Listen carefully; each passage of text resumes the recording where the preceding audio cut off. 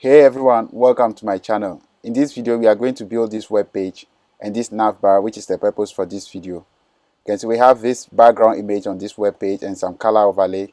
We also have this logo over here, and we also have this list items here. You can see this navbar is very responsive. This page is very responsive. When I reduce the browser window size, you can see this site is very responsive. We have this text here and a hamburger menu here. We can toggle this to open and close this drop down menu. So this is working very perfect, and we are going to build this using HTML, CSS and JavaScript in a few minutes, and we are starting right now. Folks, before we start this video, please take a moment to smash the like button for this video and subscribe to my channel for more tutorials like this one. Thank you.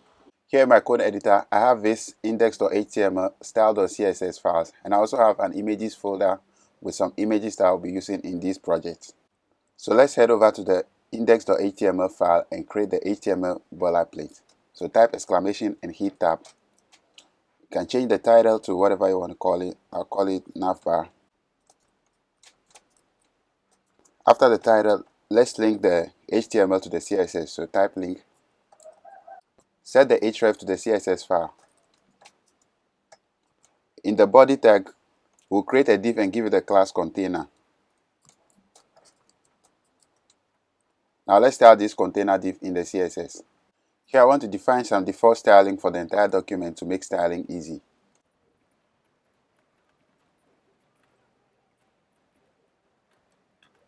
Now let's style the container.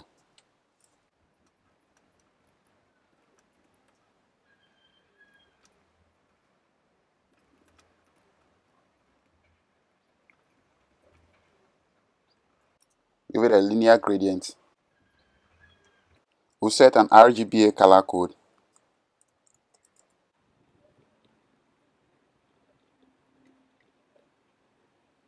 And with a comma, copy and paste the same color code. And after this, we want to link an image. So with comma, URL. In the URL, state the background image file path.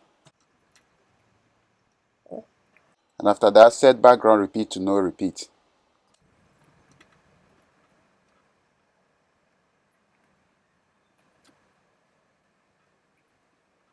Background size to cover. Background attachment to fixed.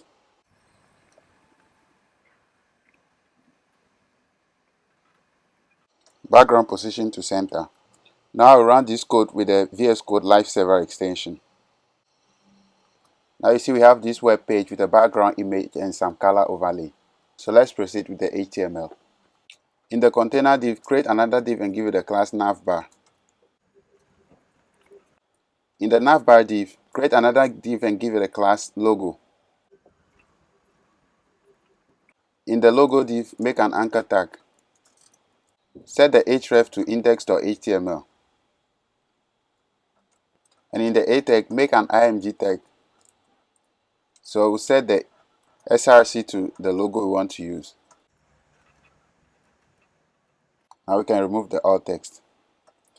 Here, if you don't have any logo that you want to use, it's okay, just put in a text. And also for the background image, if you don't have any image you want to use for the background, just leave it, it's not required. I choose to do it that way. After the closing logo div, we want to create a UL and give it the class display list. In the UL, create an li. In the li, create an anchor tag and set the href to a hashtag since it's not going anywhere. And in the a tag, put the text home. Now copy this li and paste 4 more times for about, contacts, categories and courses.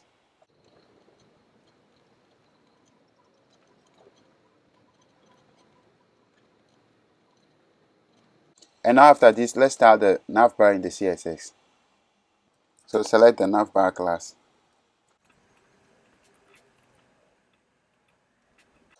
Width 100%.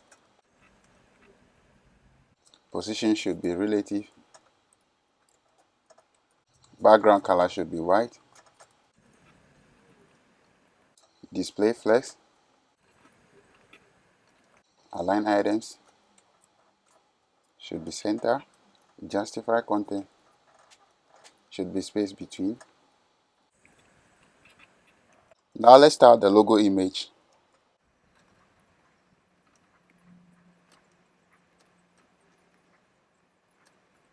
We give it a width of 95 pixels. So now let's start the UL. We give it a relative position, display flex,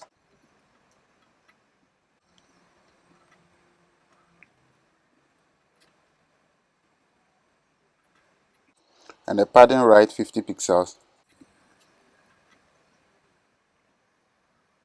Now let's start the LI in the UL. List style is none.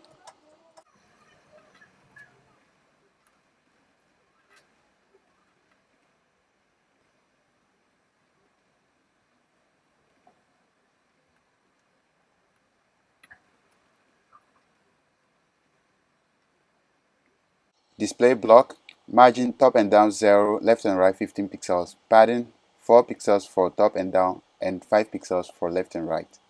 So now let's run this and see what we have. Now you can see where we've reached so far. We have this logo on the left and also these list items on the right, but you can see the list items have some underlining, so let's remove it. So now let's style the A tag in the LI. Text decoration none. Text decoration none. Now we increase the font size to 1.3 rem.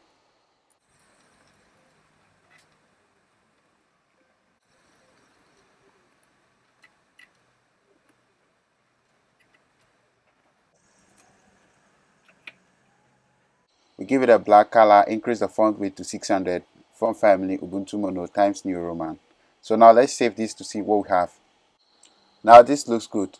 So what we want to do is to give a background color to the home list item and also the same color to the other items when we hover over them. So let's head over to the HTML.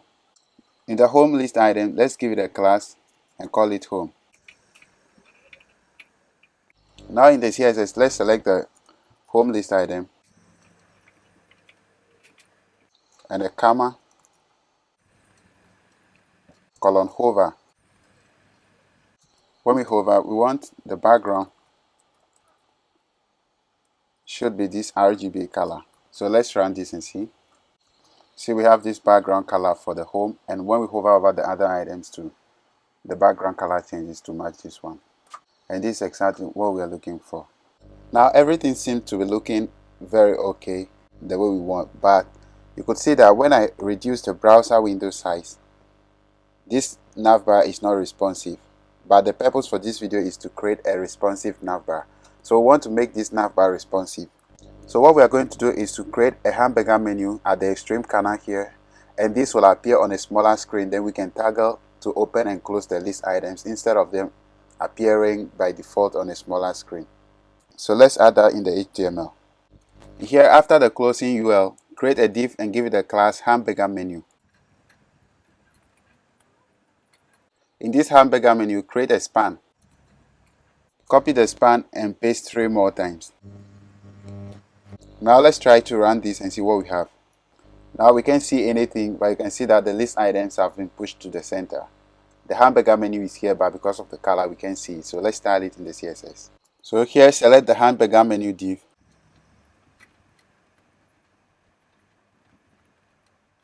Set the display to flex.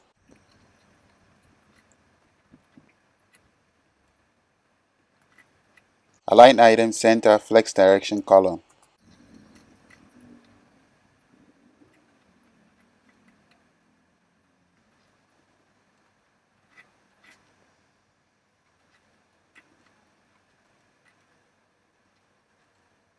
We give it same width and height 40 pixels, position absolute, right 20 pixels, and cursor pointer.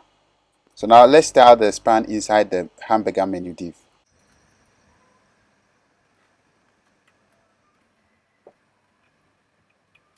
Give it a width 90%.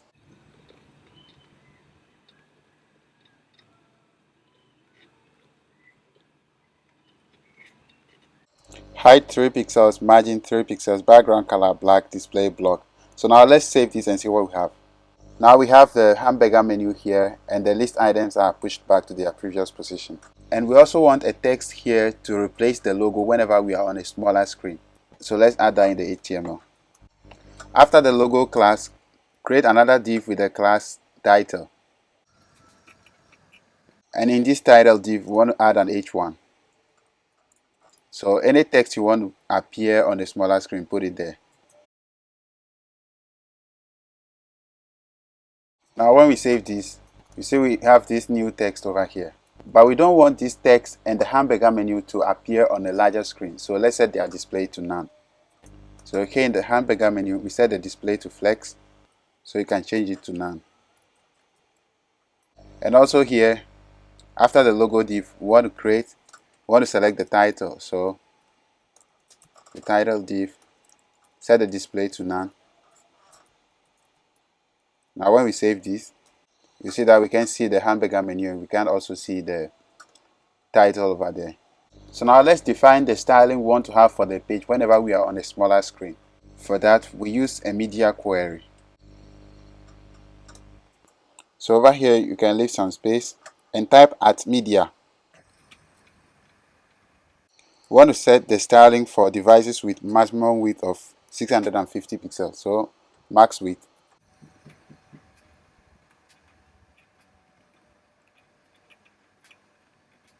So any styling that goes here is applied whenever we are on a smaller screen, like devices with maximum width of 650. So now let's style the navbar. Give it a padding 10 pixels.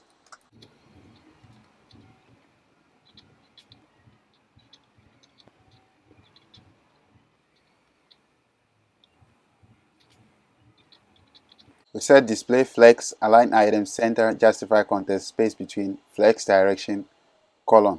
I'll give it a background color of this RGB color code. So now let's run this code and see if there is any change.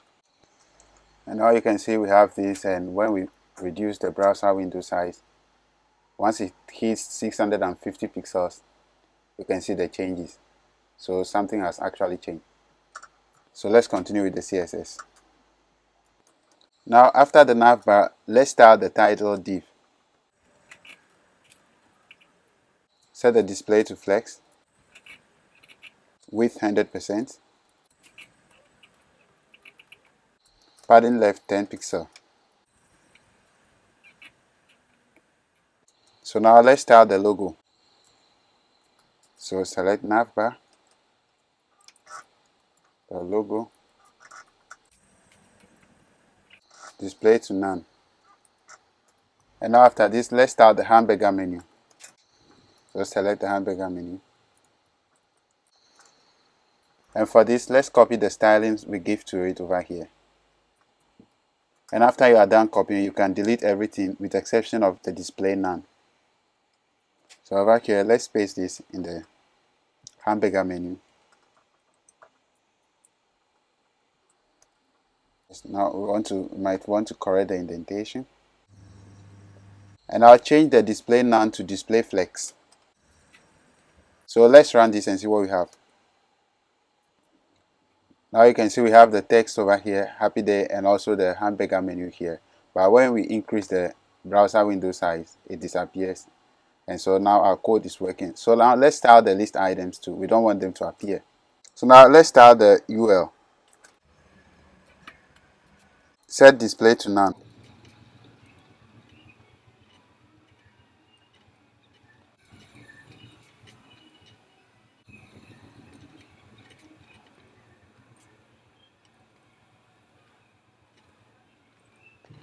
Align items flex start, justify content space between flex direction column, width 100%, margin top 10 pixels. And if you're wondering why we set display none and still applying more stylings, it's because we'll be toggling to open and close this UL. So the display is not always going to remain none. When we toggle to open, the display becomes flex. Then these stylings will be applied. So now let's style the LI in the UL.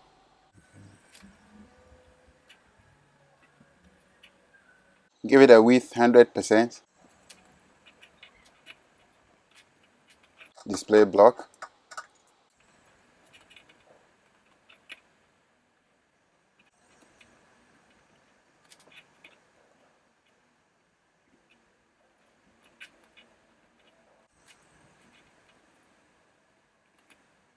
Give it a margin 0, padding top and down 5 pixels, left and right 0, border bottom 1 pixel solid, and the color is black. So now let's style the A tag.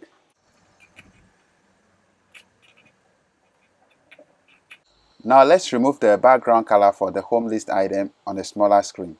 We can also remove the hover effect, but we'll keep it just for fun. So over here, select the home item. Set the background color to transparent. So now we can test to see if our code is working the way we want it to. So now you can see when it hits this width, everything changes. So this is exactly what we want.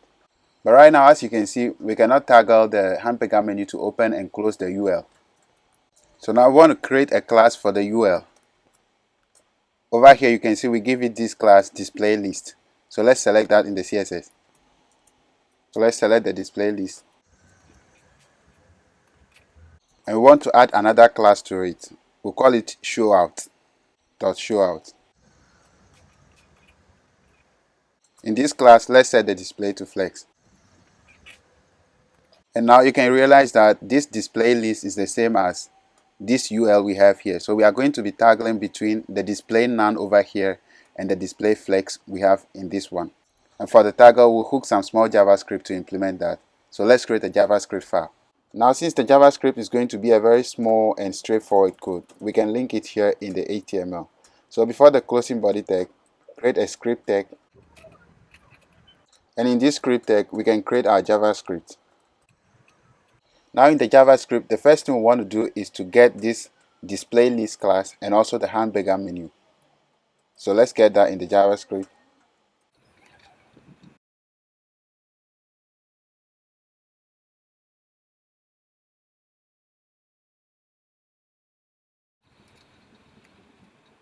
Now we've selected the display list by class name. So let's also select the hamburger menu.